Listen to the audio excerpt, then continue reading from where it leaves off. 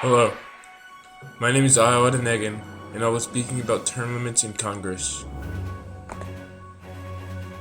A great debate over whether or not those in Congress should have a set limit of how many times they can hold power. In an article under the National Review, they referenced James Madison's opinion on term limits in Congress. Madison believed that there should not be a concentration of powers in office and that the same old people should not be able to hold power year after year. It has been stated that members of Congress who serve longer are more competent, confident, and therefore likelier to stand up to the president. Seasoned veterans in Congress have no problems confronting the president, while new faces will be more likely to go with the man in power because of their lack of experience. This leads to a Congress that has become very unsuccessful recently.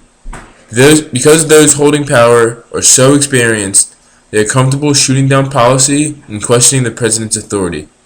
Oftentimes, this is done in an attempt to undermine his power. Bob Weeks of RestartCongress.org argues the arguments for and against term limits. An interesting point he makes is about the possible threat of lobbying in Congress. Term limits would give those in Congress less time to make commitments with lobbying groups and special interest groups. Their set of lobbying effect in Congress is important, as congressmen are more likely to make different decisions when money is a factor. With term limits, those in Congress will think more about how their decisions will affect their constituents. This is because they will have to live under these laws once they leave office. Lastly, it is common knowledge that when people are given power, they will eventually become corrupted by it. Term limits will drive candidates to run solely for the purpose of serving the people and not because they know they will hold power for a long period of time. Edward H. Crane brings up the fact that those that stay in Congress too long will eventually become detrimental to their jobs because they are unaware of the issues faced today. New people will represent all the issues that are being faced and will be more informed on how to deal with these issues. Crane also states that about 80% of Americans in 1995 supported the idea of term limits in Congress.